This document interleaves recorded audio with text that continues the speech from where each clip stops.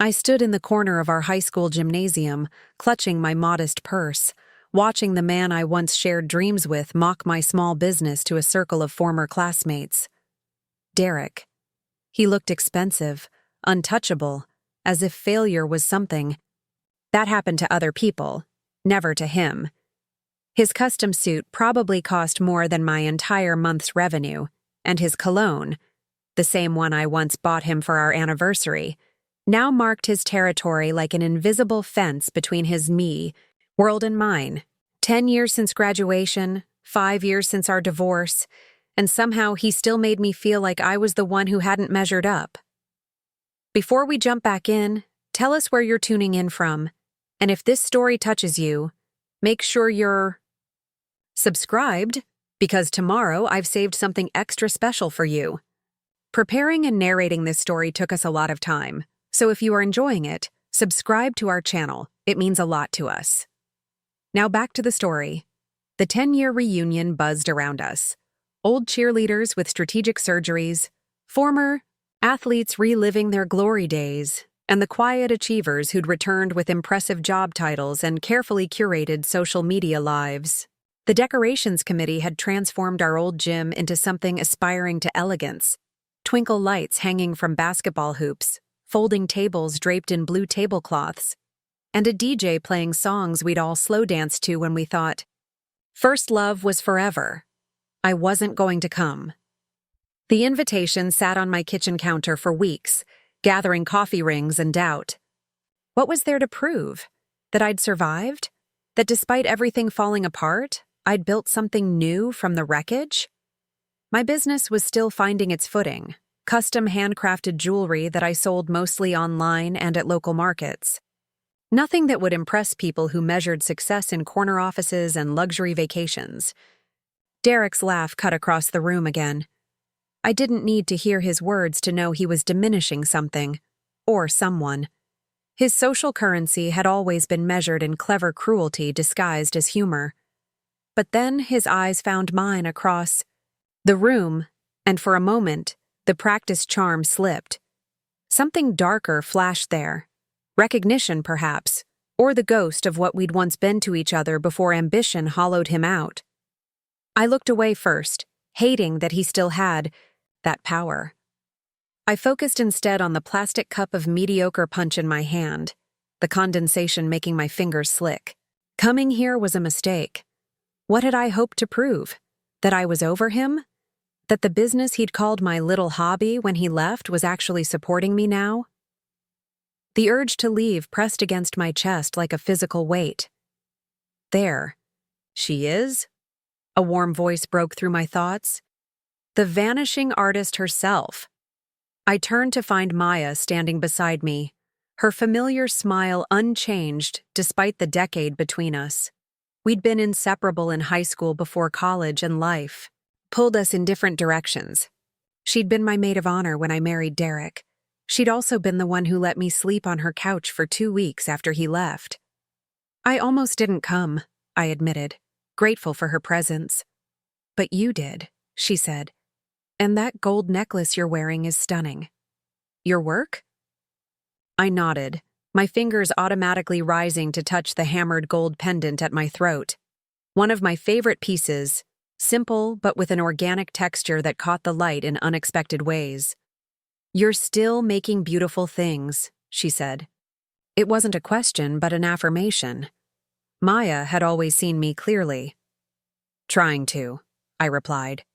Between my day job and keeping the online store running, I'm barely sleeping. But it's mine. Maya's eyes drifted to where Derek stood holding court. He's still the same, she observed. All shine, no substance. I shrugged, aiming for nonchalance but probably missing by a mile. He's doing well. Finance or consulting, or something equally lucrative and soul-crushing. Investment banking, Maya corrected. At Blackwell Partners. And yes, he makes obscene money. But from what I hear, he's still the same Derek underneath all that Italian wool. Before I could respond, the circle around Derek shifted, and I caught a fragment of his conversation. Selling trinkets on Etsy or whatever. called it a business decision when she wouldn't move for my promotion, as if her little jewelry hobby compared to actual career opportunities.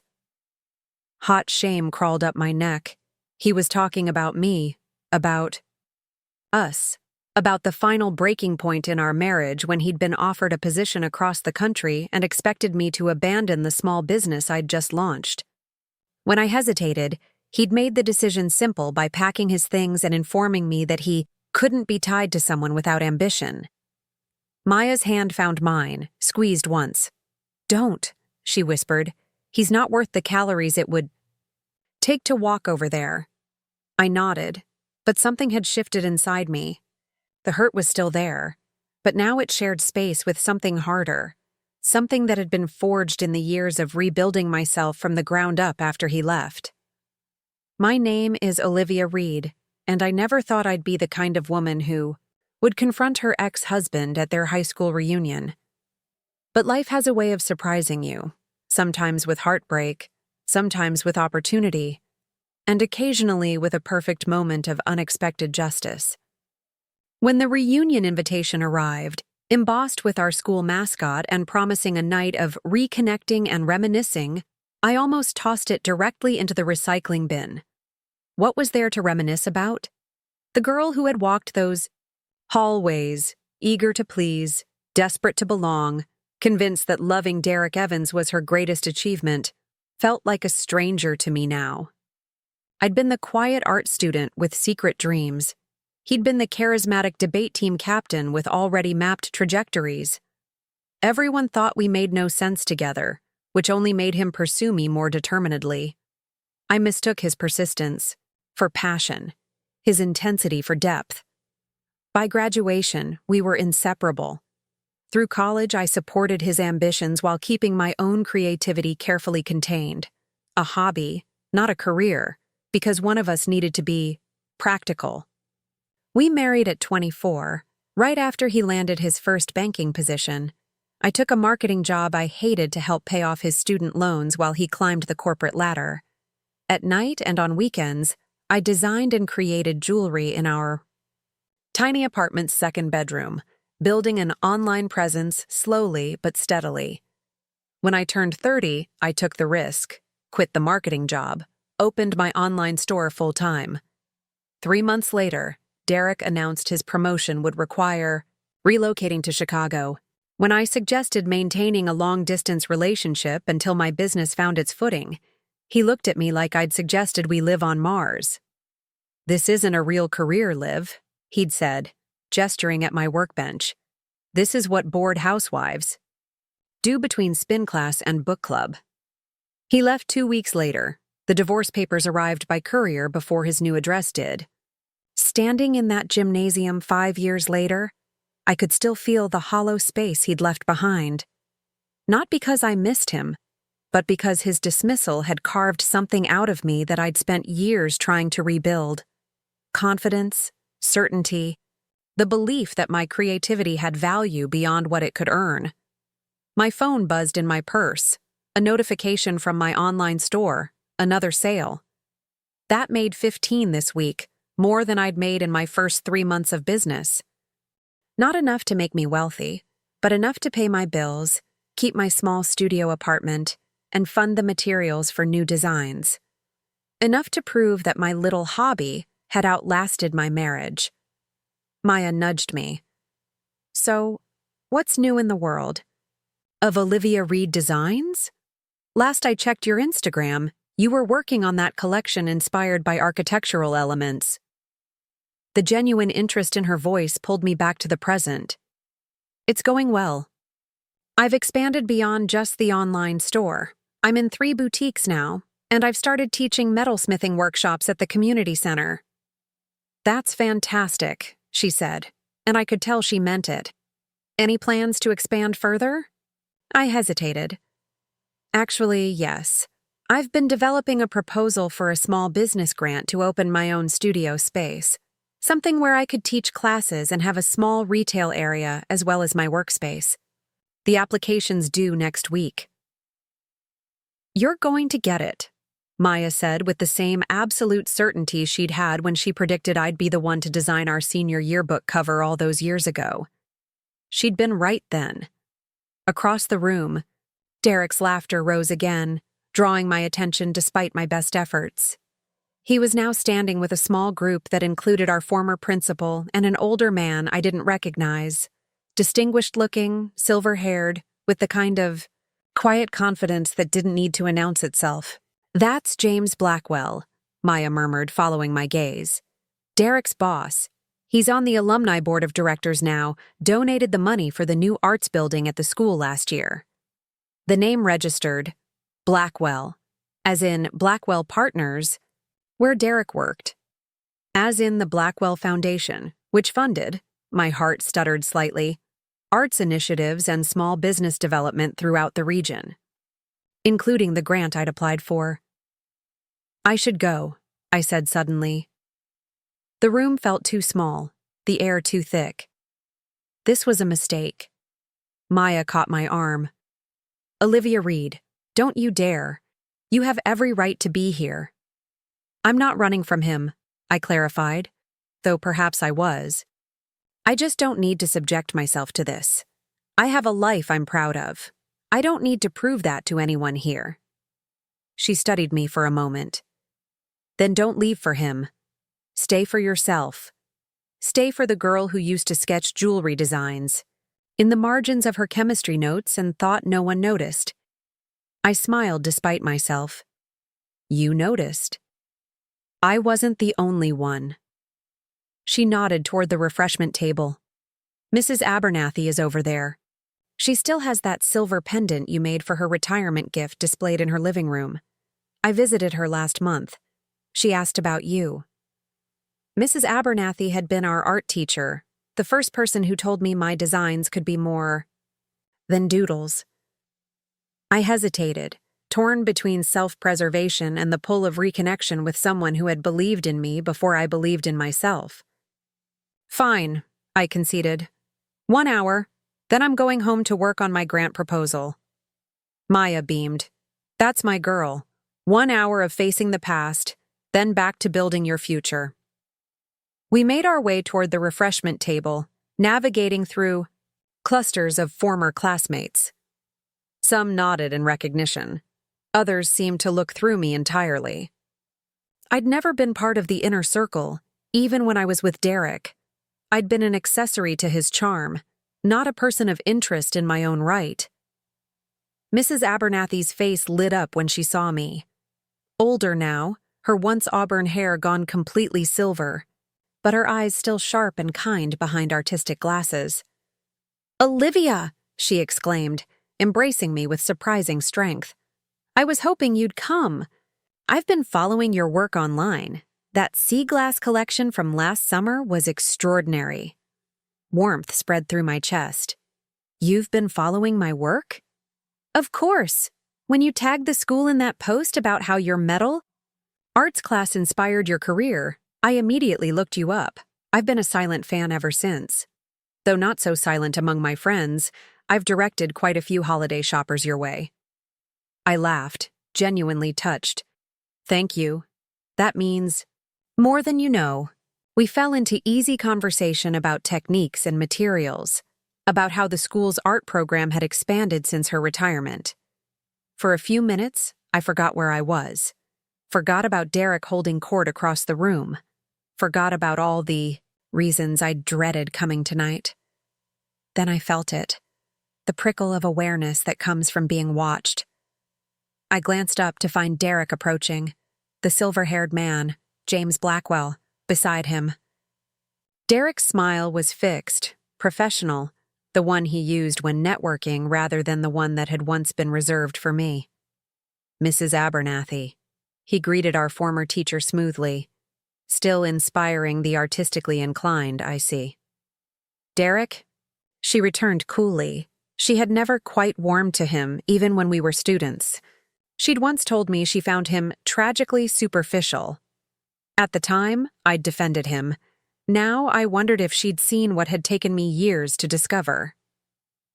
"Mr. Blackwell, I'd like to introduce Olivia Reed, my..." He faltered almost imperceptibly. Former classmate. Former wife, I silently corrected. Former believer in your potential. Former casualty of your ambition. James Blackwell extended his hand. His grip was firm, his gaze direct and assessing. Ms. Reed, Derek was just mentioning your creative pursuits. The slight pause told me everything about how Derek had framed my business. I could feel him beside me, radiating tension beneath his polished exterior. He'd always hated situations he couldn't control. Olivia Reed Designs, I said, meeting Blackwell's eyes without flinching. Custom jewelry and metalwork. I've been in business independently for 5 years now. Fascinating, Blackwell said. And unlike Derek's practiced interest, his seemed genuine. What drew you to metalwork specifically? Before I could answer, Derek interjected. Olivia's always been artistic. Little projects and crafts. Very. Domestic skills. The dismissal in his tone was subtle but unmistakable. 5 years ago, it would have wounded me deeply. Tonight, it merely clarified what I had always suspected. He had never really seen me at all. Mrs. Abernathy made a small sound of disapproval beside me. Maya, who had been silently watching the exchange, straightened slightly, ready to intervene. But something settled in me, a stillness that came not from hurt, but from recognition. This was who he had always been. The revelation wasn't new. My reaction to it was. I smiled, not at Derek, but at Blackwell. Actually, I specialize in lost wax casting and hand-forged metalwork. I studied with a master silversmith in Santa Fe after our divorce. I emphasized the last word slightly, refusing to let Derek erase our shared history. I find there's something profoundly satisfying about transforming raw materials into enduring pieces. Metal remembers every hammer blow, every time it's been heated and cooled. The history becomes part of its strength. Blackwell's eyebrows rose slightly, quite philosophical for what many consider a craft. The line between craft and art is largely determined by who gets to draw it, I replied, channeling countless conversations with Mrs. Abernathy from my student days. I'm comfortable existing at that intersection. Derek shifted beside me, clearly anxious to redirect the conversation. James is on the board of several cultural foundations, he said, a transparent attempt to reclaim control of the interaction. Including the Blackwell Foundation, I noted. I'm familiar with your work supporting emerging artists and artisans. Something flickered in Blackwell's expression. Surprise, perhaps, that I recognized the connection. We believe creativity drives innovation in all sectors, even banking, he added with a slight smile that didn't include Derek. A small silence fell. Derek checked his watch, an old tell that signaled his impatience. I should circulate, Blackwell said finally. Ms. Reed, it's been illuminating. Perhaps. He reached into his jacket pocket and withdrew a business card, offering it to me. You might send me your portfolio. We're always looking for unique pieces for our corporate gift program. I accepted the card, noting the heavy stock, the embossed lettering. I'd be happy to. Derek's expression tightened almost imperceptibly. This wasn't how he had expected the interaction to go. In his version of events, I was sure I played a much smaller role. The failed artist ex-wife, a cautionary tale he'd narrowly escaped, not someone worthy of his boss's professional interest. And Derek mentioned you're opening a physical location soon? Blackwell continued. Before I could correct him, Derek jumped in. Olivia's business is primarily online, very small scale. I met Derek's gaze directly. Actually, I'm applying for a small business grant to establish a teaching studio and retail space. The proposal includes a community outreach component for at-risk youth. Blackwell's interest visibly sharpened. Which grant program? The Riverview Arts District Initiative, I said, watching recognition dawn in his eyes. I sit on that? Selection committee, he said. We're reviewing applications next month. Derek's smile had become fixed, empty. I could almost see him calculating the professional implications, wondering if his dismissive comments about my work had registered with his boss. What a small world, I said, feeling a strange lightness spread through me. Not vindication exactly, but something quieter. The certainty that regardless of what happened with the grant, I had built something real, something that could stand on its own merits, something that even Derek could no longer diminish with a well-placed comment or contemptuous smile. Blackwell nodded to our former teacher. Mrs. Abernathy, a pleasure seeing you again. The new kiln for the ceramics program should be installed by fall semester. She beamed. The students will be thrilled. Thank you for your continued support. With a final nod to me and a brief clasp of Derek's shoulder, Blackwell moved on to another group, leaving the four of us in an awkward silence. Derek cleared his throat. I should join him. Can't let the boss work the room alone. He gave me a tight smile that didn't reach his eyes. Good seeing you, Liv. Good luck with the jewelry thing. As he walked away, Mrs. Abernathy made a soft humph sound. That young man never did appreciate what was right in front of him. She patted my arm. But others do. Remember that. Maya, who had witnessed the entire exchange in uncharacteristic silence, finally spoke. Did Derek's boss just ask for your business card while Derek was trying to make your work sound like a kindergarten macaroni art project? I couldn't help but laugh, the tension of the moment finally breaking.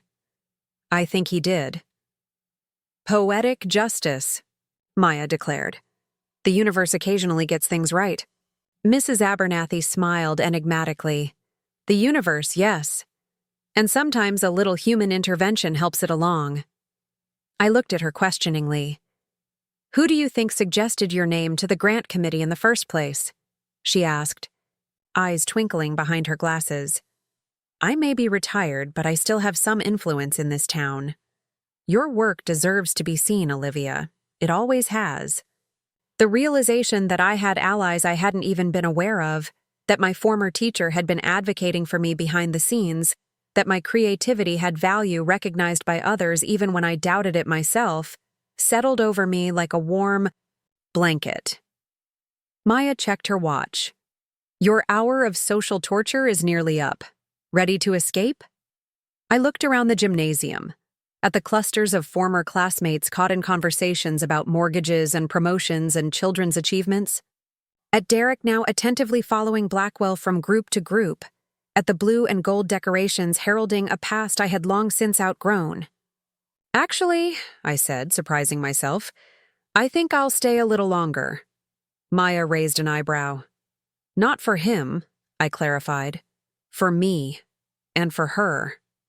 I nodded toward my younger self, the invisible girl who had once walked these halls believing her creativity was something to be contained rather than celebrated.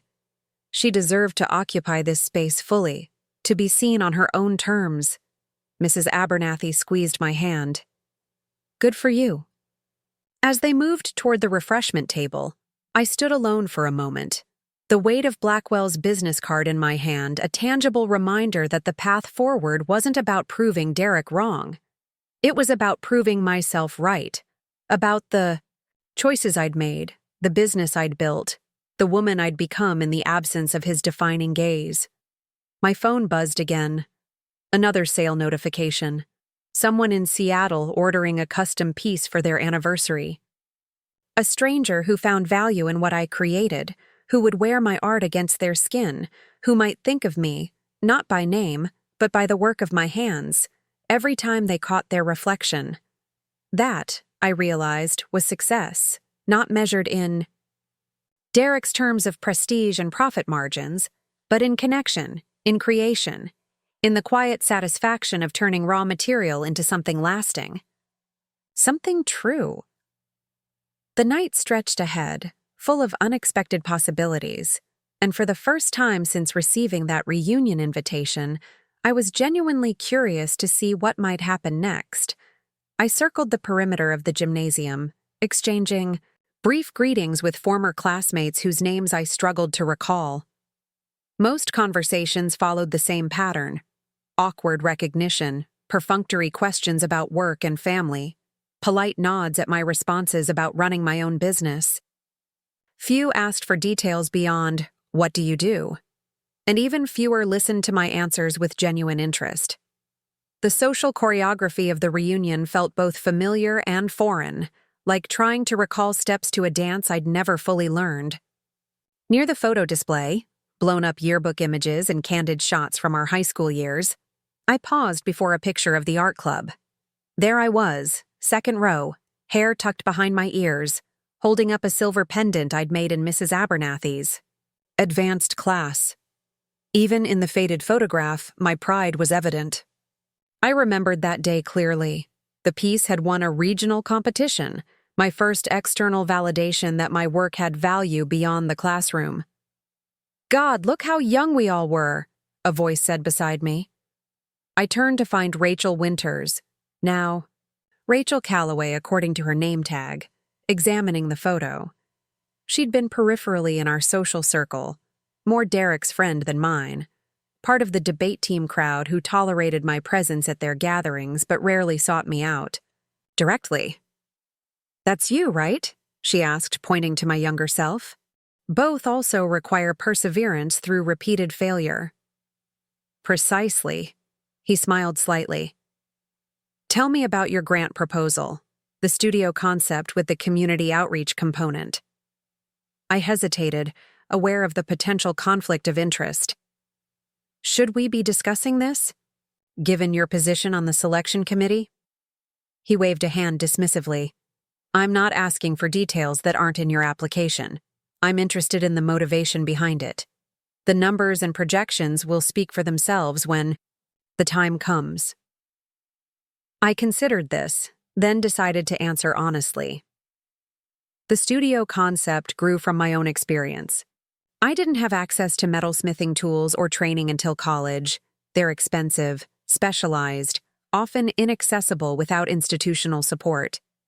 I want to change that for young artists in our community, particularly marginalized young artists according to your preliminary materials, he noted.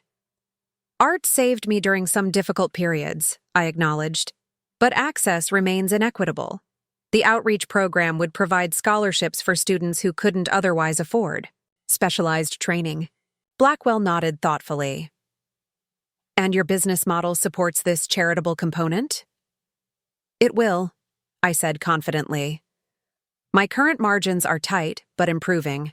The physical location would allow for workshop revenue in addition to direct sales, and the increased visibility should boost the wholesale side of the business. You've thought this through." It wasn't a question. I had to. Banks aren't exactly lining up to fund artist entrepreneurs without traditional business backgrounds. He smiled slightly. "No, they're generally not. Even forward-thinking institutions, like ours." From the corner of my eye, I could see Derek making his way toward us, his movements casual but purposeful. Blackwell followed my gaze. "Ah," he said quietly, "I've created an awkward situation for you." "Not at all," I replied, though we both knew it wasn't entirely true. "Ms. Reed?" Blackwell said, his tone shifting to something more formal as Derek approached hearing range. "Your perspective on community arts development is refreshing. We should continue this conversation in a more appropriate setting." Derek reached our table, his smile fixed in place. "James, the Hendersons were asking about you. Tom's interested in discussing that property near the lakefront." "Business at a reunion, Derek?" Blackwell raised an eyebrow. "Surely we can set work aside for one evening." Derek's smile tightened almost imperceptibly. "Of course. I just thought you'd want to connect with potential partners while they're in a receptive mood." "A fair point," Blackwell conceded, rising from his seat. "Ms. Reed, thank you for the conversation. I look forward to reviewing your full proposal." He extracted another business card from his jacket pocket, a different one this time, with a personal email handwritten on the back. My direct line, should you have questions about the selection process. I accepted it with murmured thanks, hyper-aware of Derek's eyes tracking the exchange. As Blackwell departed toward the Hendersons, whoever they were, Derek remained standing beside the table, his expression unreadable. "Making new connections?" he asked, his tone light but something harder underneath. "Just conversation," I said. "Your boss is surprisingly knowledgeable about arts education. James takes his philanthropy seriously." Derek sat in the chair. Blackwell had vacated, uninvited. Although he typically focuses on established institutions, not individual ventures. The slight hesitation before ventures spoke volumes. Still unwilling to call my business what it was, a legitimate enterprise, growing and sustainable. The Foundation's mission statement mentions supporting emerging creative economies, I countered. Individual artisans are explicitly included in their giving priorities.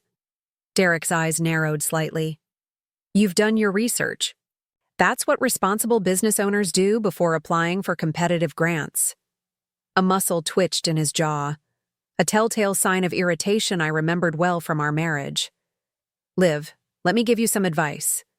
I don't recall asking." "For any," I interrupted, surprising myself with my directness. He leaned back, reassessing me as if seeing something new and unexpected. "You've changed. People generally do over 5 years." I meant it as a compliment. "Did you?" I asked, genuinely curious if he recognized his own condescension. Derek sighed, running a hand through his expertly cut hair. "I'm trying to have a civil conversation with my ex-wife. Is that so difficult?" Civil would be acknowledging that my business is actual work, not a hobby or a venture or whatever diminishing term you prefer. Civil would be not mocking my career to your colleagues earlier this evening. He had the grace to look slightly bashed. "You heard that?" "Half the room heard it, Derek. Subtlety was never your strength when you had an audience." A brief, uncomfortable silence fell between us. The DJ had started playing again. Glory Days by Springsteen. A choice. So on the nose, it bordered on parody. "I didn't come over here to argue," Derek finally said. "Whatever you might think of me, I am capable of recognizing success when I see it. Your feature in the slideshow was impressive." The compliment felt extracted under duress. "Thank you," I said simply, unwilling to make his attempted amends easier. "The governor's arts initiative is significant," he continued, sounding like he was working from a mental script. "That's a prestigious commission." "It is," I agreed, "though I suspect your interest has more to do with James Blackwell's attention than my artistic accomplishments." Derek's expression tightened. "That's unfair." "Is it?" I challenged. "When have you ever shown genuine interest in my work?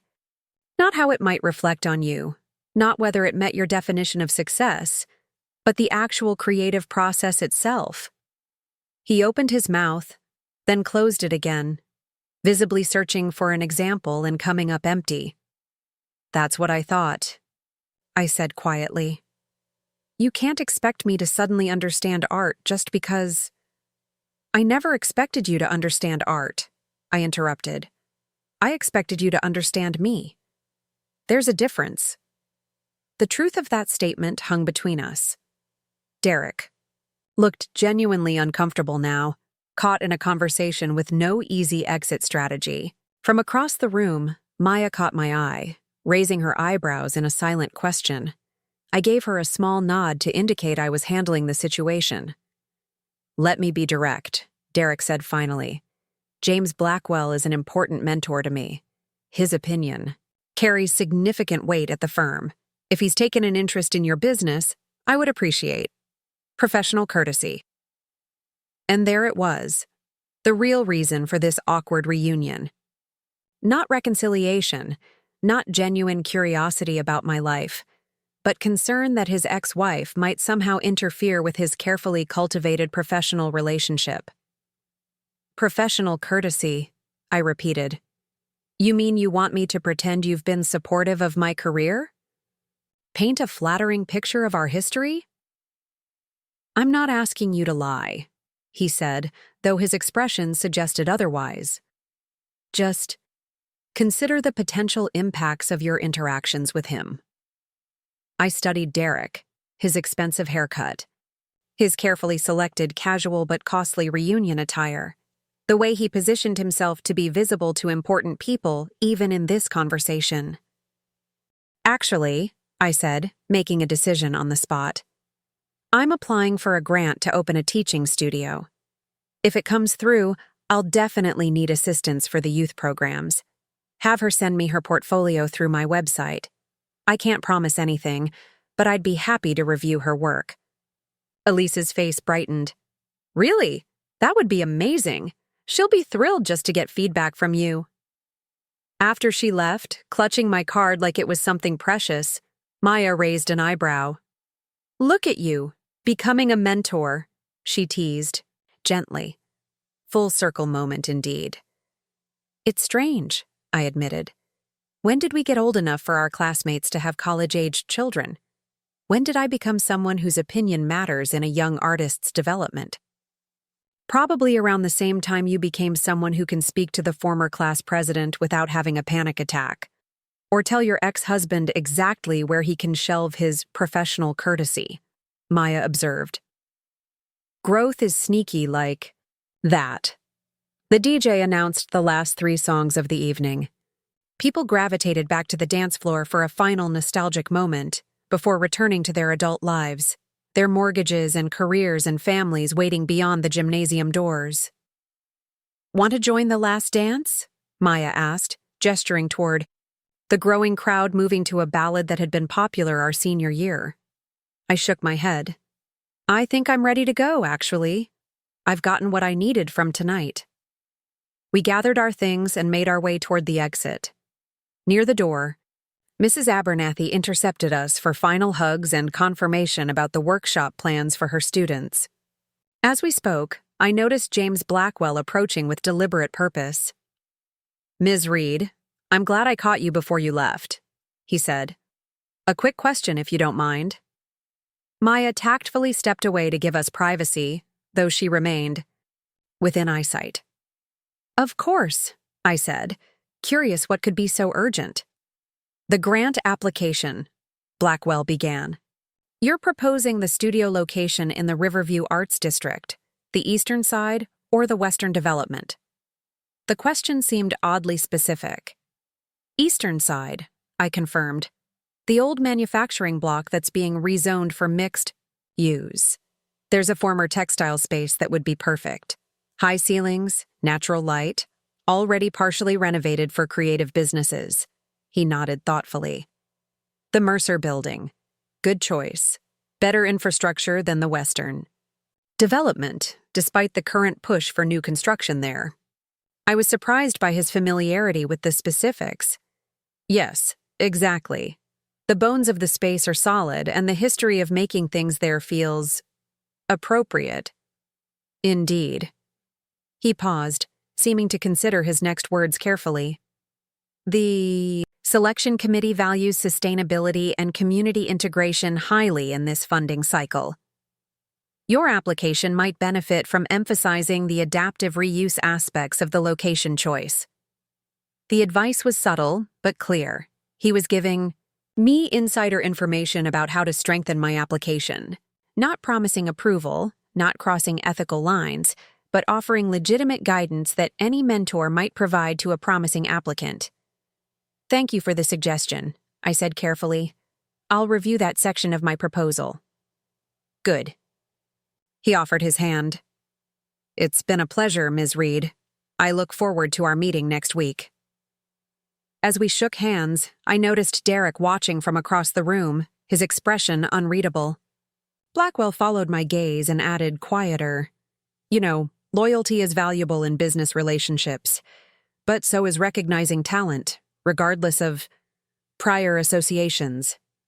With that cryptic statement, he nodded politely to Mrs. Abernathy and departed, leaving me to wonder exactly how much he knew about my history with Derek, and how it might factor into our future professional interactions. Maya rejoined me, eyes wide with curiosity. What was that about? I'm not entirely sure, I admitted. Either business advice or something more complicated. Mrs. Abernathy's eyes twinkled knowingly. James Blackwell has always been a shrewd judge of potential. Even back when he was just a successful alumnus rather than a kingmaker. He donated our first proper kiln, back when the arts budget was being gutted. This was news to me. I didn't realize he had such a long history with the arts program. Oh, yes, she confirmed. He understands the value of creative thinking in all fields. Not everyone in his position does. Her gaze drifted meaningfully toward where Derek now stood alone, checking his watch. Some people only see value in what they can measure.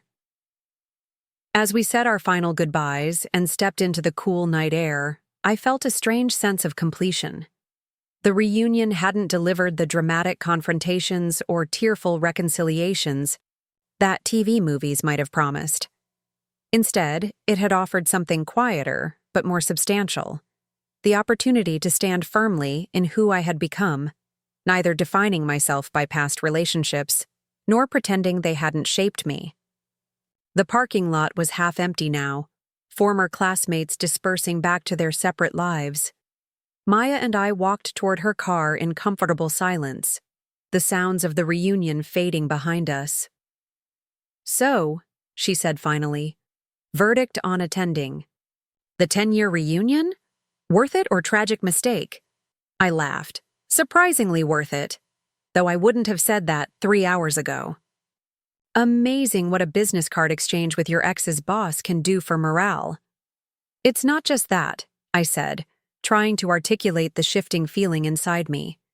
It's seeing the whole picture, where I was then, where I am now, the people who believed in me along the way. It puts things in perspective. We reached her car, but before getting in, I took a moment to look back at the school building. The same brick walls and arched entryways that had once framed my daily life, now just a backdrop for this brief return to the past. From the gymnasium entrance, I saw Derek emerge, phone to his ear, gesturing emphatically as he spoke. Even at this distance, his frustration was evident in the set of his shoulders, the sharp movements of his free hand. Whatever conversation he was having, it wasn't going his way. Poor Derek, Maya murmured, following my gaze. Looks like someone's having a rough night. He'll recover, I said, surprised to find I actually believed it. He always does. Unlike some people who don't just recover but rebuild, Maya observed, nudging me gently. Better and stronger. As we drove away, I watched the school recede in the side mirror until it disappeared around a corner. Ahead lay my apartment, my workspace, my grant proposal waiting for final revisions. Behind was the gymnasium with its faded memories and new revelations. I thought about Elise's daughter, studying jewelry design and following my Instagram. About Mrs. Abernathy, still championing her students long after retirement. About James Blackwell, recognizing potential in unexpected places. Even about Derek, constrained by his narrow vision of success yet still striving within those limitations.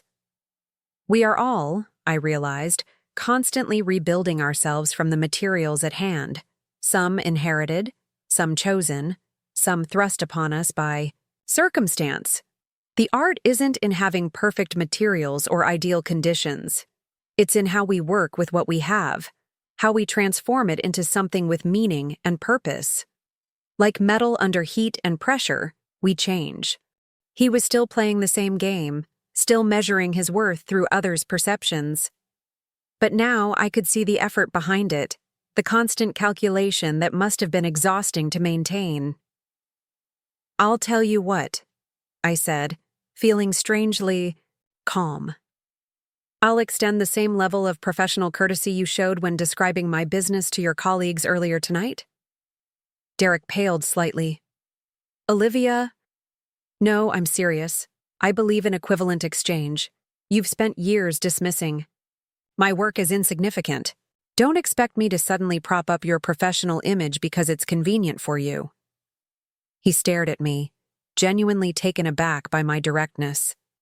The Derek I'd been married to would have escalated, would have found some way to make me feel small for standing my ground. But the man before me now seemed uncertain, off balance in a way I'd rarely witnessed. "This isn't," he began, then stopped himself. "I didn't expect you to be so assertive," I suggested. "Professional? Clear about boundaries?" "Different," he said finally. "You were never this.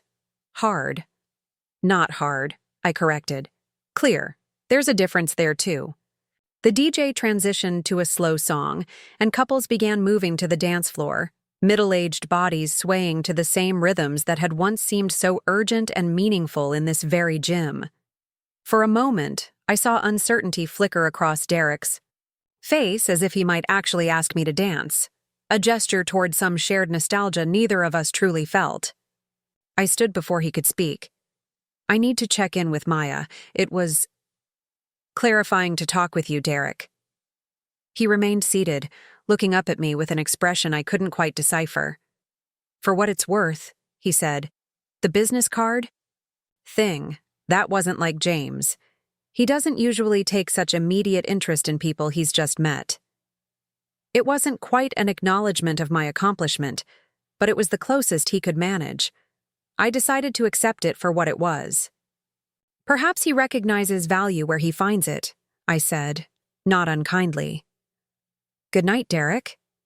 As I walked away, I felt lighter somehow, as if I'd set down a weight I hadn't realized I was still carrying.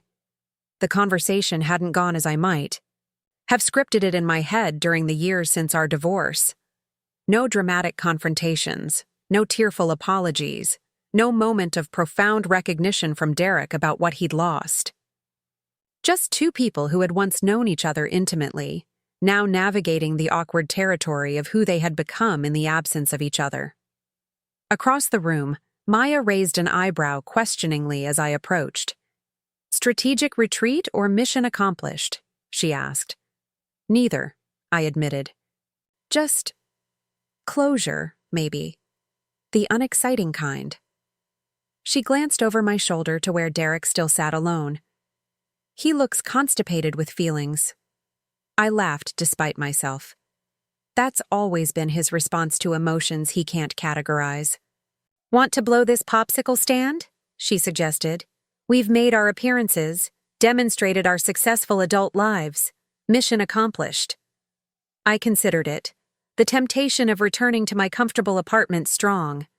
But something held me back, not obligation or even curiosity, but the simple recognition that I was, for the first time in years, exactly where I needed to be, neither hiding from my past nor defined by it. "Actually," I said, "let's stay for 1 more hour. I want to talk to Mrs. Abernathy about potentially teaching a workshop for her current students." Maya's expression softened. "Full circle moment?" "Something like that," I agreed. "Besides, I think Derek might actually be learning something tonight. Seems a shame to cut the lesson short." The reunion's energy shifted as the evening progressed. The DJ transitioned from nostalgic hits to dance music that had everyone from former cheerleaders to the once shy debate team members crowding the floor.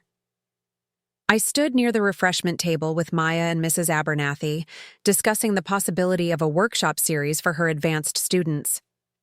"They would be absolutely thrilled," Mrs. Abernathy said, eyes brightening. "The curriculum has expanded since your day. We have basic metalsmithing now, but having a working artist demonstrate professional techniques would be invaluable." "I'd love to do it," I agreed, already mentally designing a project that would be challenging yet accessible for high school students. Maybe something incorporating texture techniques, teaching them to create their own unique surfaces rather than relying on commercial stamps. "Perfect," she nodded enthusiastically. "That's exactly the kind of thinking that—" She stopped, mid-sentence, her attention caught by something, or someone, approaching behind me. I turned to find Cassandra Mitchell, our former class president and current reunion committee chair, her expression apologetic but determined. "Olivia, I'm so sorry to interrupt, but we have a slight situation." She lowered her voice. "The slideshow presenter mentioned your governor's commission, and now several people are asking if you brought samples of your work. I know it's completely inappropriate to put you on the spot, but—" "I'm wearing some," I offered, touching the hammered gold pendant at my throat. "And I have a few small pieces in my purse. I was planning to give Maya a friendship bracelet I made for her birthday." Cassandra's relief was palpable. "Would you mind terribly if we announced that? Just a small informal thing. No pressure to sell or anything like that." I hesitated, torn between professional opportunity and the awkwardness of becoming an impromptu exhibitor at my high school reunion. Maya nudged me gently. "Do it," she whispered. "How often do you get a captive audience of potential customers with disposable income?" Mrs. Abernathy's eyes twinkled. "Never underestimate the power of a little show and tell, dear." With their encouragement, I nodded to Cassandra. I'd be happy to share what I have with me. 10 minutes later, I found myself in a surreal situation, standing beside the DJ booth while Cassandra made an announcement that our very own Olivia Reed has graciously agreed to show some examples of her award-winning jewelry designs. A small crowd gathered, curiosity and free wine overcoming the usual reunion social barriers.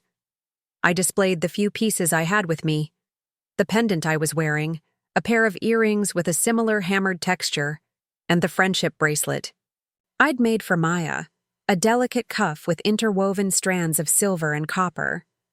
"The technique I'm using here is called fold forming," I explained, pointing to the organic texture of the pendant. "It involves folding sheet metal, hammering it, and then opening it to reveal these unpredictable natural patterns. No two pieces are ever exactly alike." To my surprise, people actually seemed interested. Questions came rapidly. "How long does each piece take to make?" "Do you take custom orders?" "Is that real gold or gold-plated?" "Where can we see more of your work?"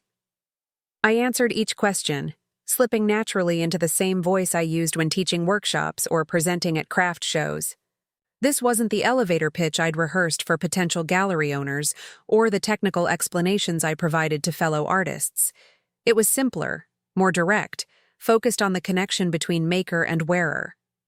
Jewelry is the most intimate art form, I found myself saying to the group. You literally wear it against your skin. It moves with you. It becomes part of your personal story. I caught sight of Derek at the edge of the crowd, arms crossed, watching with an expression I couldn't quite read. Beside him stood James Blackwell, his attention fully focused on my impromptu presentation. I didn't let their presence disrupt my flow. "Each piece carries the marks of its creation," I continued, running my finger along the hammer marks on the pendant. "The heat, the pressure, the shaping, it's all recorded in the metal itself. That's what makes handcrafted work different from mass-produced pieces. You're not just wearing decoration, you're wearing someone's creative process." A woman I vaguely remembered from advanced chemistry raised her hand. "Do you have a website? Or do you sell exclusively through galleries?" "Both," I confirmed, grateful for the business questions that allowed me to shift into more comfortable territory. "My online store has my signature collections, but I also work with 3 regional galleries and take custom commissions through my website." I pulled a small case from my purse and extracted a stack of business cards. Simple, elegant cards with my logo embossed in silver on heavyweight black stock.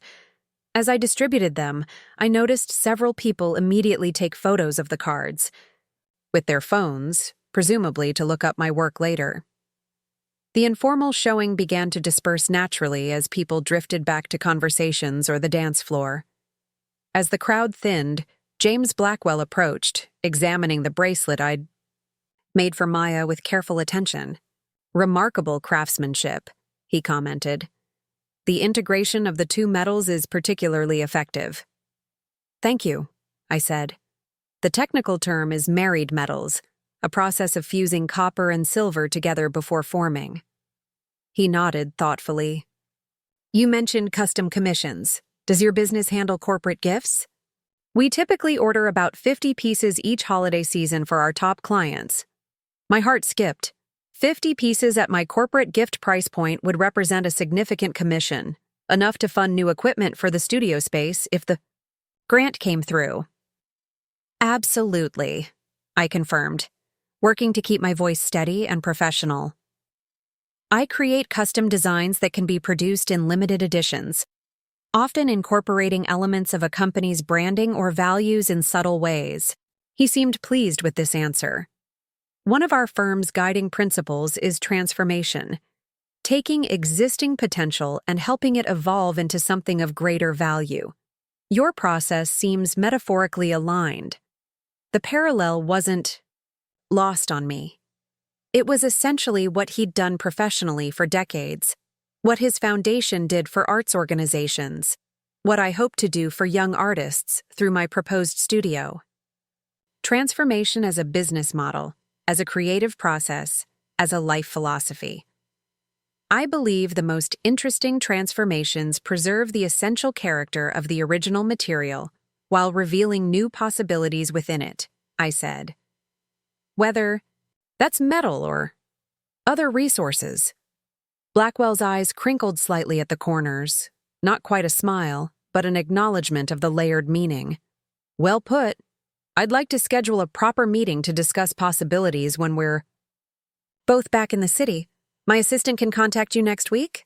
That would be perfect, I agreed, hyper-aware that this conversation was being observed by several people, including Derek, who had maintained his position at the periphery, now engaged in what appeared to be an intense conversation with Jason. After exchanging a few more pleasantries, Blackwell excused himself to speak with other former classmates. As he departed, Maya sidled up beside me, her expression a mixture of delight and disbelief. Did that silver fox just order a boatload of jewelry from you right in front of Derek's constipated face? She whispered. I couldn't help but laugh. Nothing's confirmed yet, but potentially yes. The universe really outdid itself tonight, she declared, linking her arm through mine as we moved toward the seating area. First the slideshow feature, then the impromptu showing, now a corporate client. It's like the reunion gods decided you deserved a triple portion of vindication. I shook my head, sobering slightly. It's not about vindication. No? Maya looked skeptical. Because from where I'm standing, watching Derek witness his boss validate the very career he dismissed seems pretty vindicating. It feels more like realignment, I said after a moment's reflection. Like the world is finally seeing what I've always known was there, but couldn't fully articulate until now. We found seats at an empty table, watching as former classmates danced with varying degrees of coordination to a 90s hip-hop medley. The evening was winding toward its natural conclusion. Some people already saying goodbyes, others making plans to continue the reunion at a nearby bar. You know what's weird? I said, watching Derek navigate through conversations across the room, his networking smile firmly in place. I don't feel angry anymore. Not even when he was being dismissive earlier. It's just sad. Sad that he can't see your value? Maya asked. Sad that he can only see value in certain forms, I clarified. He lives in such a narrow spectrum of what success can look like. Everything measured in the same metrics, evaluated against the same standards. Maya considered this. You think he's unhappy? I don't know about unhappy, I said honestly. But confined, maybe, like he's built a very impressive cage for himself. As if sensing our discussion, Derek glanced in our direction. For a moment, our eyes met across the gymnasium, and something passed between us. Not connection exactly, but recognition. A silent acknowledgement that we had once shared something real, even if we had ultimately wanted incompatible lives. He nodded slightly, a gesture so small it might have been imagined. I returned it, equally subtle. Then the moment passed, and he turned back to his conversation. Well, confined or not, he made his choices, Maya said pragmatically. And you made yours. The difference is, yours seem to be paying off in ways that actually matter to you. Before I could respond, we were interrupted by a tentative approach from someone I hadn't spoken with all evening. Elise Warren, now Elise Gonzalez according to her name tag. She had been a quiet presence in our class, neither popular nor unpopular, part of the drama club that operated adjacent to my art crowd without much overlap. Olivia? I'm sorry to bother you, she began, clutching one of my business cards in her hand. I know the showing is over, but I was wondering. She hesitated. My daughter is graduating next month. She's studying jewelry design at the community college. Would you ever consider taking on an apprentice, even just for a summer? The question caught me off guard. I haven't really thought about it. My current workspace is pretty limited. Of course I understand, she backtracked. Quickly. It was just a thought. She admires your work. She found your shop online last year and has been following your Instagram. When I saw you were coming to the reunion, I promised I'd at least ask. The revelation that someone's child, someone from our generation, was following my creative career struck me powerfully. It created a strange time loop feeling. The student I had been, inspired by Mrs. Abernathy, the professional I had become, and now potentially becoming that same kind of inspiration for the next generation. Memory clicked into place. The beautifully crafted tools that had seemed far too expensive for a teacher's end-of-year gift. Tools I still used regularly. I had assumed they were department purchases or perhaps funded by the parent-teacher organization. You never told me, I said, looking up from the letter. It wasn't my place to, she replied simply. The program was designed to support talent without creating a sense of obligation or pressure. The only requirement was that recipients continue their artistic development in some form. I sat back, processing this revelation. So when Blackwell mentioned that you had spoken about my work, he remembered, she confirmed. James has an exceptional memory for his investments, financial or otherwise. When I showed him your feature in American Craft last year during his tour of the expanded arts facilities, he made the connection immediately. And Derek? I asked, the question emerging before I could reconsider it. Did he know about this? Scholarship?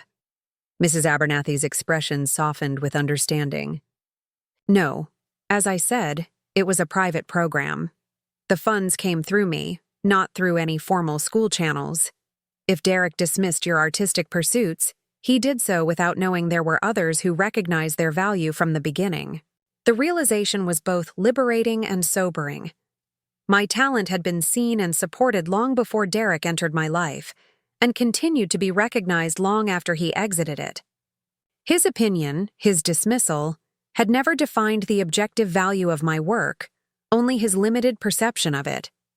Thank you for showing me this, I said, carefully turning back to the sketches, studying my younger self's artistic vision with new eyes. It's strange to look back at where it all started. Not where it started, Mrs. Abernathy corrected gently. Where it was first recognized. Your creativity existed long before anyone noticed it. The talent was always yours. We just provided opportunities for it to develop. She began gathering the papers, but I placed my hand on the folder. Would it be possible to keep these, or at least copies? I'm thinking about the youth program component of my grant proposal, about how early recognition and support can shape a creative career. They're yours, she said warmly, sliding the folder toward me. That's why I brought them. I thought they might serve as a reminder that success isn't just built on talent and hard work, though you certainly have both. It's also built on connection, on the network of people who recognize potential and help nurture it forward. We finished our tea, discussing plans for the student workshops and the possibilities for the new studio space. As Mrs. Abernathy prepared to leave, she paused at my workbench, examining a piece I had in progress. A complex necklace with interlocking geometric elements, inspired by architectural forms. "This is exceptional work, Olivia," she said, studying the partially completed piece. "A perfect evolution of your earlier interests. You always had an eye for how separate elements could create a harmonious whole." "I had an excellent teacher," I replied, meaning it sincerely. She smiled, touching my arm briefly. "Teachers can only guide. The vision has to come from within." She glanced around the apartment once more. "This space has served you well, but I'm looking forward to seeing what you create when you have room to truly expand." After she left, I returned to my grant proposal with renewed focus, adding a section about mentorship and artistic lineage, about how creativity isn't developed in isolation, but through meaningful connection across generations of makers. I wrote about my experience as a student, about the impact of early recognition, about my vision for creating similar opportunities for young artists who might otherwise never access specialized training or tools. I was so absorbed in the work that I nearly missed a call from an unfamiliar number. I answered distractedly, still typing notes with my free hand. "Olivia Reed speaking." "Ms. Reed, this is Angela Chen, James Blackwell's executive assistant." The voice was crisp, professional. "Mr. Blackwell asked me to contact you regarding potential custom work for Blackwell Partners' corporate gift program." I sat up straighter, shifting mentally from grant applicant to business owner. "Yes, of course. Thank you for calling. Mr. Blackwell mentioned meeting you at the reunion and was quite impressed with your craftsmanship. He's particularly interested in discussing a limited edition series that reflects the firm's commitment to transformation and growth. Would you be available for a meeting this Thursday at 2 a.m? I quickly checked my calendar. I had a small craft market scheduled, but it was one I could afford to miss if necessary. Thursday at 2 Sauter works perfectly. Excellent. The meeting will be at our downtown offices. Shall I email you the details and a visitor's pass? I confirmed my email address, thanked her, and ended the call, a mixture of excitement and trepidation coursing through me. The Blackwell Partners offices were in one of the most prestigious buildings downtown, and almost certainly where Derek worked. The possibility of encountering my ex-husband during what could be a significant business opportunity was complicated, to say the least. My phone chimed with another text from Maya. "Lunch, I need reunion aftermath therapy." An hour later, we sat at our favorite cafe, a cozy spot midway between my apartment and Maya's condo. She listened with wide eyes as I recounted Mrs. Abernathy's visit and the revelation about the Blackwell scholarship. "So the ultimate plot twist," she summarized, "is that Derek's boss has been low-key supporting your artistic career since before Derek even knew you existed?"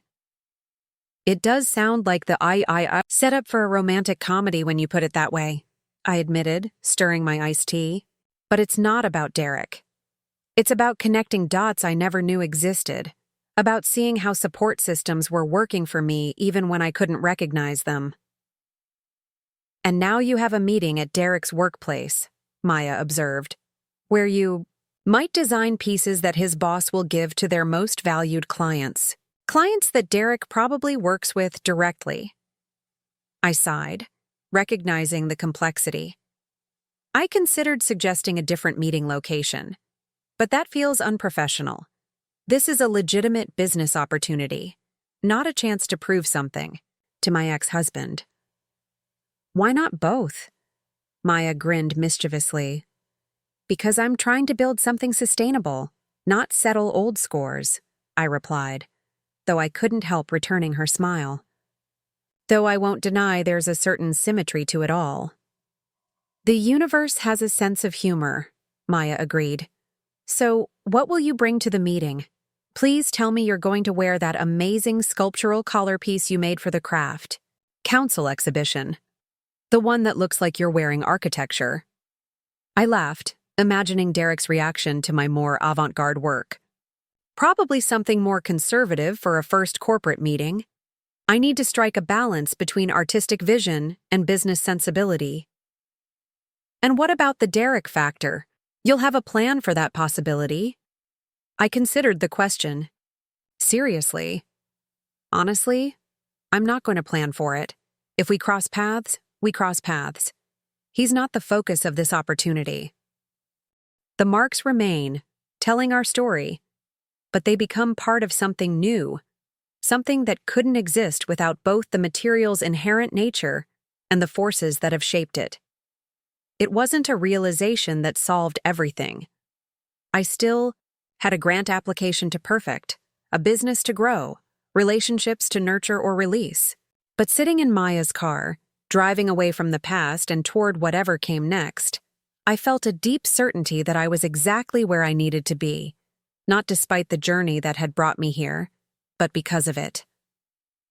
"You're quiet," Maya observed, as we waited at a stoplight. "Second thoughts about leaving?" I shook my head, smiling. "No, just thinking about tomorrow's work. I have some revisions to make to that grant proposal." "And a possible corporate client to prepare for," she reminded. "Me. And potentially an apprentice to consider." The light turned green, and we moved forward into the night, leaving the reunion and its complicated revelations behind us. Not erased or forgotten, but integrated into the continuing story. Hammer marks on metal, evidence of transformation, part of the emerging design. The early morning light filtered through my apartment windows, casting long shadows across my workbench. I'd been up since dawn, energized rather than exhausted from the previous night's events. The reunion had stirred something in me, not just the potential business opportunities, but a deeper certainty about the path I was forging. I made adjustments to my grant proposal, emphasizing the adaptive reuse aspects of the Mercer building, space as Blackwell had suggested. What had once been a factory producing functional textiles could become a studio creating functional art. A continuation of the building's creative heritage, rather than an erasure of it. I added a section about historical context, about how metalworking connected to the industrial past of the neighborhood while pointing toward its artistic future. The words flowed easily, my vision clearer than it had been before. What had started as a practical business expansion had evolved into something more meaningful, a bridge between generations of makers, between commerce and community, between what I had learned and what I could now teach. My phone chimed with an incoming text from Maya. "Still processing last night's triumph, or already plotting world domination?" I smiled and typed back, "Grant revisions, meeting with Blackwell's. Assistant scheduled for Thursday. How's your head after those reunion cocktails?" "Worth it," came the reply. "Especially for the look on Derek's face when his boss asked for your card. Priceless." I set the phone aside, not wanting to dwell on Derek's discomfort. The satisfaction I'd felt in the moment had faded overnight, replaced by something more complex. Not quite sympathy, but a recognition that everyone fights their own battles for validation. Derek's happened to be waged in boardrooms and investment portfolios rather than creative studios, but the underlying human need was perhaps not so different. The doorbell rang, interrupting my philosophical musings. Curious. I wasn't expecting. Deliveries. I made my way to the door and checked the peephole. Mrs. Abernathy stood in the hallway, a portfolio case tucked under one arm. I opened the door, surprised, but pleased. "Mrs. Abernathy, this is unexpected." "I hope I'm not intruding," she said, her eyes bright behind her artistic frames. "I was delivering some student work to the district exhibition space and remembered your address from the alumni directory." "Not intruding at all," I assured her, stepping back to welcome her in. "Can I offer you some tea?" "That would be lovely." As I prepared the tea, Mrs. Abernathy surveyed my apartment with approving eyes. My living space doubled as my working space, Not ideal, but functional. The main room held my workbench near the windows for natural light, storage cabinets, organized with materials and tools, and a small photography setup for documenting completed pieces. The living area was modest: a comfortable couch, a coffee table usually covered in sketches, walls decorated with inspirational artwork from fellow craftspeople I'd met at various shows. "You've created a beautiful working space," she observed. "It reminds me of my first apartment after art school. Everything oriented around the creative process." "Space is at a premium in the city," I acknowledged, bringing 2 mugs of tea to the coffee table. "But it works for now." "For now," she repeated with a knowing smile. "Until the grant comes through and you have your studio." I settled across from her. "If the grant comes through, it's highly competitive. After last night, I think your chances improved considerably." She set her portfolio case on the table. "Which is part of why I'm here. After our conversation about the workshops, I went through some old files and found something I thought you might want to have." She unzipped the case and carefully extracted a folder, opening it to reveal a collection of papers. On top was a color photocopy of a familiar image, the pendant I'd been holding in the art club photo, the one that had won the regional competition. "My first award piece," I murmured, touching the image gently.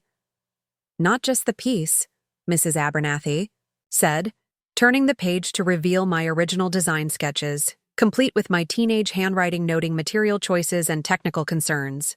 "Your entire process.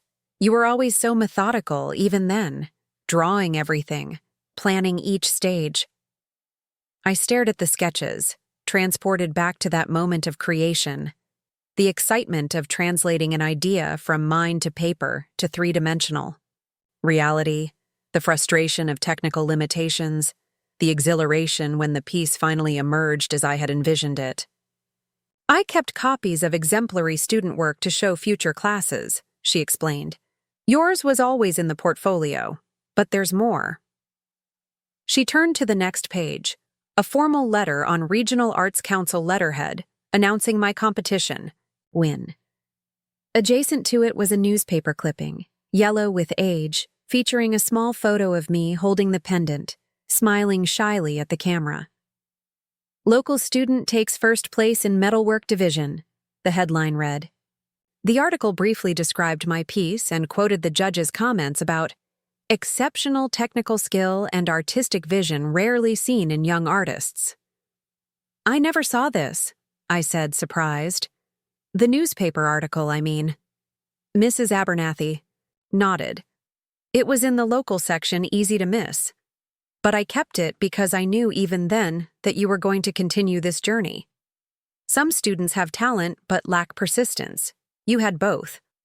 She turned another page, revealing something unexpected: a handwritten letter on Blackwell Foundation letterhead, dated shortly after the competition. "What's this?" I asked, leaning closer to read the faded ink. "James Blackwell has been funding arts initiatives in the district for over 20 years, she explained. "Not just big donations for buildings and equipment, but smaller, more targeted support. Each year, he would ask me to recommend promising students for a modest scholarship program, privately funded, separate from the foundation's public giving. You were one of the students I nominated that year." I scanned the letter, my pulse quickening. It was a formal notification that I had been awarded a materials stipend for continued artistic development, with funds to be distributed through the school's art department. "I used that money to buy your graduation gift," Mrs. Abernathy said softly. "The professional-grade chasing tools you were so excited about." "With the jewelry thing?" "Yes," I confirmed. "My first award-winning piece, actually." Rachel nodded, her attention already drifting to other faces in the photograph. "Derek was so supportive of your little hobby back then, always talking about how talented you were." I bit back the automatic correction.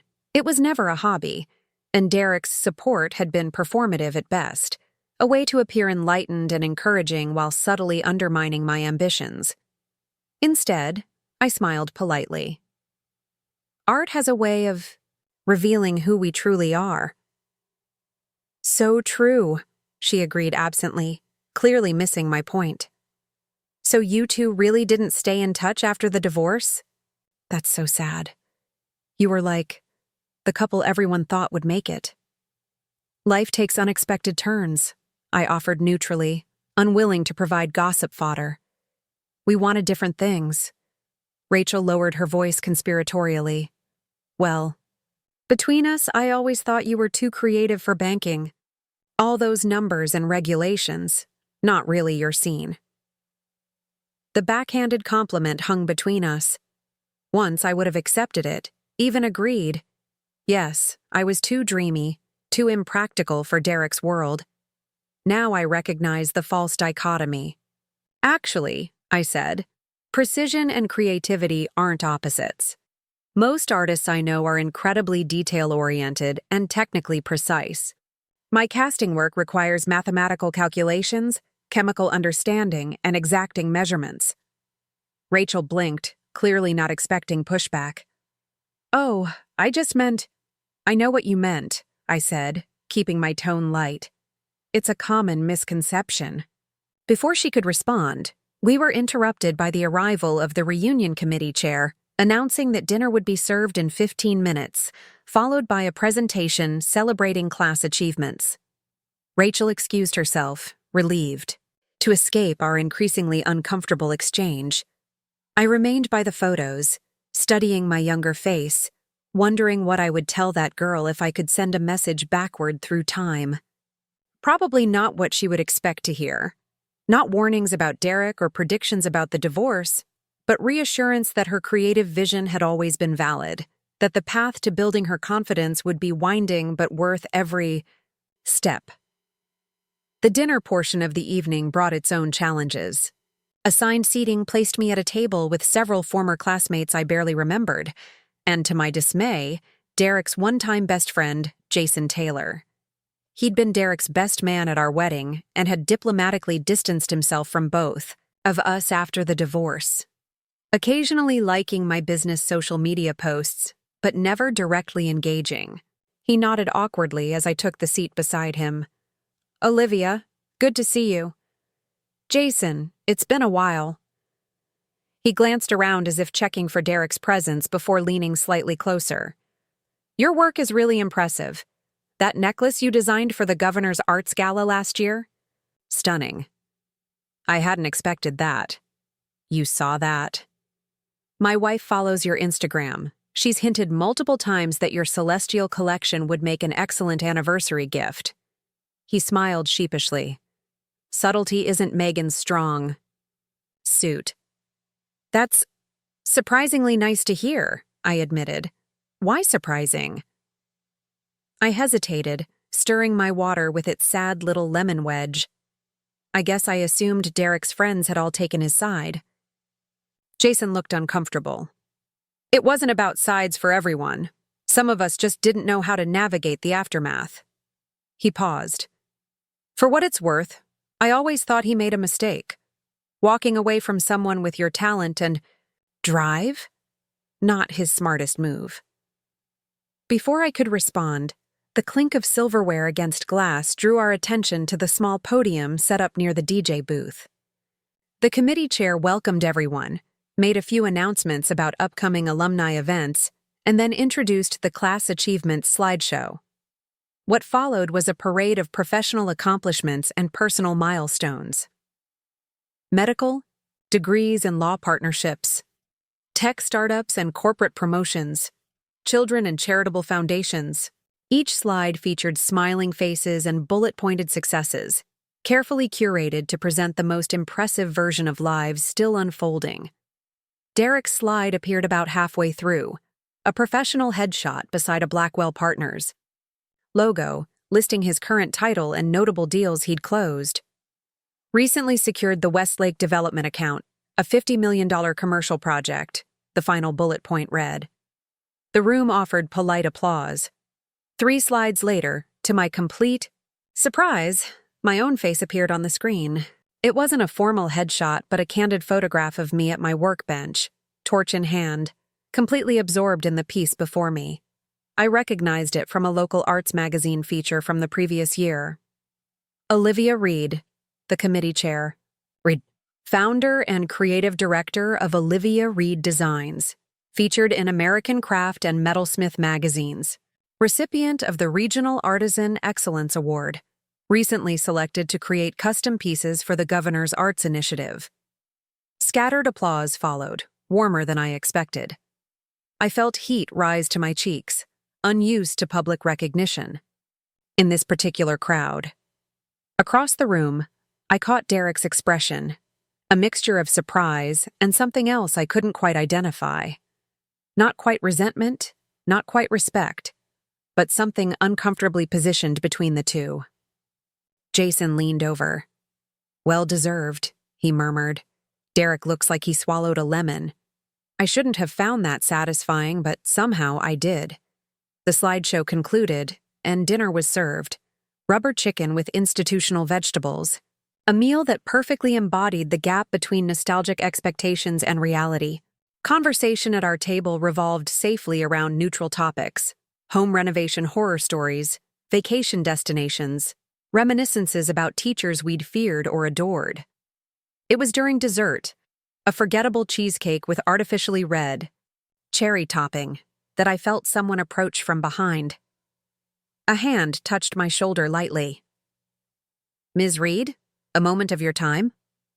I turned to find James Blackwell standing there, dessert plate in hand. "Of course," I said, surprised by his reappearance. He gestured toward an unoccupied table near the edge of the room. "Would you mind?" I rarely get the opportunity to speak with artists directly, and I find I have some questions about your work. I excused myself from my table, aware of the curious glances following our retreat. From across the room, I could see Derek watching, his posture tense despite his attempt at casual conversation with former football players whose names had once been painted on the gym walls behind us. "I hope I'm not interrupting," Blackwell said as we sat. "These events can be tedious, but occasionally they yield unexpected connections." "Not interrupting at all," I assured him, "though I'm curious what prompted your interest in my work specifically." He set his dessert aside untouched. "Directly? Your former teacher spoke quite highly of your craftsmanship when I toured the arts facilities last spring. More generally, I've long believed that artistic vision and entrepreneurial drive share common foundations. Both require seeing possibilities others miss." I nodded, surprised by the insight. "I'm excited about the project," I said sincerely. "The concept we've developed feels true to both my aesthetic and your firm's values." "The best collaborations usually do," he observed. As Angela excused herself to take a call, he added more quietly, "I understand the studio grant decisions will be announced next week." I nodded, maintaining professional composure despite the flutter of anticipation his comment triggered. "Yes, I believe so." "Your proposal was compelling," he said simply. "Regardless of the outcome, you should know that." Before I could respond, the conference room door opened. Derek stood in the doorway, folders in hand, clearly expecting to find Blackwell alone or with Angela. He froze momentarily upon seeing me, his expression cycling rapidly from surprise to confusion to careful neutrality. "I apologize for interrupting," he said smoothly, professional training overtaking personal discomfort. "I have the Westlake projections you requested, but I can come back later." Blackwell waved him in. "No need. We're just concluding our meeting. Derek Evans, I believe you're already acquainted with Olivia Reed." "Yes," Derek confirmed, stepping into the room but maintaining distance from the conference table where my work was still displayed. "From the reunion." And before that, I thought but didn't say. 6 years of marriage, erased in a single phrase. "Olivia will be designing our client gift series this year," Blackwell continued, either oblivious to or deliberately ignoring the tension. Her concept incorporating architectural elements from our development projects is quite promising. Derek's gaze moved to the sketches spread across the table, then to the sample pieces I had brought. I could see him reassessing, recalibrating his understanding of the situation. When he spoke, his voice was carefully controlled. "Congratulations," he said, the word directed at me but his eyes returning to Blackwell. "The firm's client gifts are always highly anticipated. I'm looking forward to the challenge," I replied simply, beginning to gather my materials. The meeting had reached its natural conclusion, and extending it unnecessarily would only create awkwardness for everyone involved. Blackwell seemed to recognize this as well. "Derek, leave those projections and we'll review them after I walk Olivia out. Angela has the details for the contract." As I packed my portfolio, Derek placed his folders on Blackwell's side of the conference table. Our eyes met briefly across the room. In that moment, I saw something shift in his expression. Not quite acknowledgement, not quite respect, but perhaps the beginning of a reassessment. I offered a small nod, neither conciliatory nor triumphant, just recognition of the moment. He returned it almost imperceptibly before turning to leave. In the elevator descending to the lobby, Blackwell broke the brief silence. "I hope that wasn't uncomfortable for you." "Not at all," I said truthfully. "Derek and I have both moved on with our lives. This project is about creative and business alignment, not personal history." Blackwell nodded, seeming pleased with this response. "Exactly so. In my experience, the ability to separate personal feelings from professional opportunities is a rare and valuable skill." As we reached the lobby, he extended his hand. "I look forward to seeing your final designs. Angela will be in touch with the contract details." "Thank you for the opportunity," I said, meaning it sincerely. "I'm excited about creating something meaningful for your clients." Outside the building, standing on the busy downtown sidewalk, I took a deep breath of crisp autumn air. The meeting had gone better than I could have hoped. The encounter with Derek had been brief and professionally handled by all parties. The path forward was clear. My phone buzzed with a text from Maya. "Meeting over, details required immediately." I smiled and typed back, "Contract in progress for 50 pieces. Design concept approved." And yes, saw Derek briefly. "All professional, all good." Her response came quickly. "You are a queen. Studio apartment will not contain your growing empire much longer. Celebration dinner required." As I made my way to the train station, I realized she was right. Not about being royalty, but about outgrowing my current space. Whether the grant came through or not, my business was expanding. The corporate commission would provide capital. Mrs. Abernathy's student workshops would build community connections. Elisa's daughter might become my first apprentice, extending the lineage of metalworking knowledge. The train carried me away from downtown, away from the imposing Blackwell building, away from the brief intersection with Derek's world. Ahead lay my apartment with its dual purpose as living and working space. The grant proposal now under consideration, the contract soon to arrive, the designs waiting to be realized. The future unfolded before me, not as a rejection of the past, but as its natural evolution. Every experience, every relationship, every challenge had contributed to this moment. Even Derek, with his dismissal that had once wounded so deeply, had ultimately pushed me to prove my worth, not to him but to myself. That, I realized, was the true transformation. Not from failed marriage to successful business, not from hobby to career, but from seeking external validation to recognizing my inherent value. The hammer marks of experience had shaped but not diminished me. Like metal in the forge, I had emerged stronger, more defined, ready to be fashioned into whatever form I chose.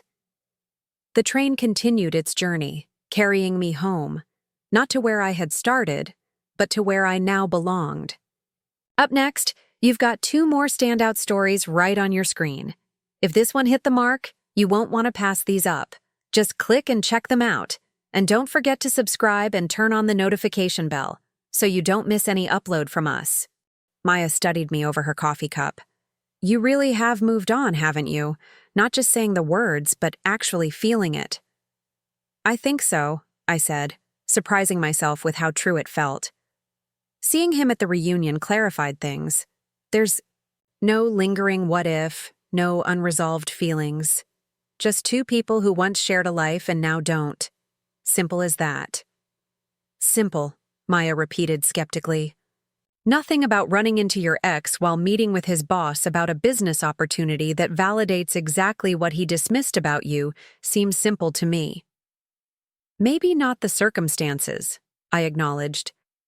But my feelings about it are clearer than they've ever been. That's the difference. The conversation shifted to other topics. Maya's latest project at the architectural firm where she worked, plans for the upcoming holiday season, mutual friends from college we'd fallen out of touch with. By the time we parted ways, the reunion and its aftermath had been thoroughly dissected and began to recede into proper perspective, a meaningful but ultimately small moment in the larger trajectory of our lives.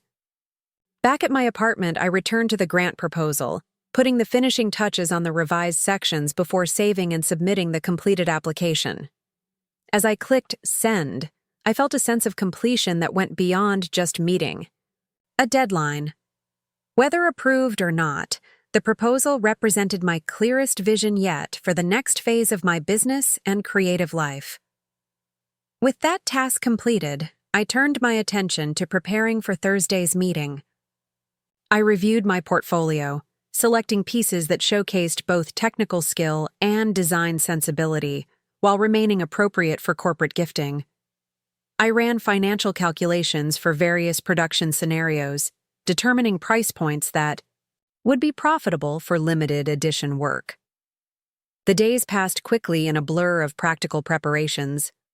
I confirmed appointments with clients, prepared inventory for an upcoming holiday market, and completed 2 custom commissions that had been on my workbench for the past week. The ordinary rhythm of my business continued despite the extraordinary. Possibilities on the horizon. Thursday arrived with unexpected clarity. I awoke before my alarm, mentally rehearsing my presentation as I prepared for the day. I selected my outfit carefully. A charcoal gray dress with clean lines, professional without being corporate, paired with boots that added confidence-building height while remaining comfortable. For jewelry, I chose pieces that demonstrated restraint and precise execution rather than my more experimental work. A simple silver cuff with subtle texture, small geometric earrings that caught the light as I moved. The trip downtown felt charged with possibility. As the train carried me toward the business district, I watched the city transform around me. Residential neighborhoods giving way to commercial zones, historic buildings interspersed with modern glass towers.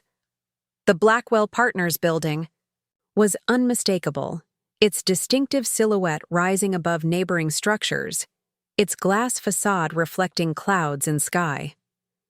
In the lobby, I checked in with security, received my visitor's badge, and was directed to the express elevators for the upper floors. As the elevator ascended, my stomach tightened with anticipation.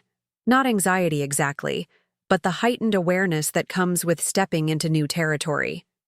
The doors opened onto the reception area of Blackwell Partners, an elegant space of muted colors and modern furnishings, abstract art carefully positioned to suggest creativity within convention. The receptionist greeted me by name before I could introduce myself, the kind of polished anticipation that marked truly high-end service. Ms. Reed, welcome to Blackwell Partners. Angela will be with you momentarily. May I offer you water or coffee while you wait? I accepted water and took a seat in the reception area, using the brief waiting period to observe details of the space that might inform my design approach. The firm's aesthetic was understated but clearly expensive. Quality, materials, thoughtful design, nothing ostentatious but nothing cheap. It spoke of confidence rather than flash, of substance over spectacle. Ms. Reed? A professional woman in her mid-30s approached, hand extended. Angela Chen, thank you for coming in today. Mr. Blackwell is looking forward to discussing possibilities for our client gifts. She led me through sleek hallways to a conference room with floor-to-ceiling windows overlooking the city. The view was breathtaking. The river winding through downtown, historic buildings alongside modern development, bridges connecting disparate neighborhoods. Mr. Blackwell will join us shortly, Angela explained, gesturing toward the conference table where I could set up my portfolio. He's finishing a call with our Tokyo office. I arranged my materials, sample pieces, design concepts, production timelines, pricing structures. Everything organized for efficient presentation, professional but still reflecting my artistic sensibility. Angela observed with quiet approval, occasionally asking informed questions about materials or techniques. The door opened, and James Blackwell entered, his presence immediately commanding the room without apparent effort. Ms. Reed, thank you for making time to meet with us. I see you've already begun sharing your work with Angela. Please call me Olivia, I offered, standing, to shake his hand. Olivia, then? He nodded toward the portfolio. I'm eager to see what you've brought. What followed was the most intensive and rewarding client consultation of my career. Blackwell asked incisive questions about my creative process, about material choices, about how I ensured consistency across limited production runs. He clearly understood both the artistic and business aspects of what I was proposing, engaging with the work on multiple levels. What intrigues me, he said, examining a small sculpture I had brought as an example of my dimensional work, is how you balance precision with organic elements. There's structure, but it's not rigid. It feels responsive. That's exactly what I aim for, I confirmed, pleasantly surprised by his perceptiveness. I want the pieces to have clarity of form but also evidence of the human hand, to feel designed but not mechanical. We discussed possibilities for a limited edition series, perhaps cufflinks and tie bars for men, pendants and earrings for women, all unified by a common design language that subtly referenced the firm's focus on transformation and growth. I sketched preliminary concepts as we talked, the design evolving through our conversation. What about incorporating architectural elements? Angela suggested, pointing to the city view. The firm has been instrumental in several significant development projects. Bridge imagery could be interesting, I offered, quickly sketching a stylized arch form. Connecting disparate elements, creating pathways, supporting structure, all metaphorically aligned with investment work. Blackwell nodded appreciatively. I like the direction. Not literal representations, but evocative forms that suggest connection and progress. The meeting flowed smoothly from creative concept to practical execution. We discussed timeline, materials, budget, packaging. Angela took meticulous notes, occasionally offering insights about previous corporate gifts and client responses. By the time we began wrapping up, we had outlined a comprehensive plan for 50 unique but related pieces, with the possibility of additional orders if the response was positive. I think we have what we need to move forward, Blackwell said finally, gathering the concept sketches I had prepared during our discussion. Angela will draw up a formal agreement for your review. Assuming all terms are acceptable, we'd like to proceed with the first phase immediately.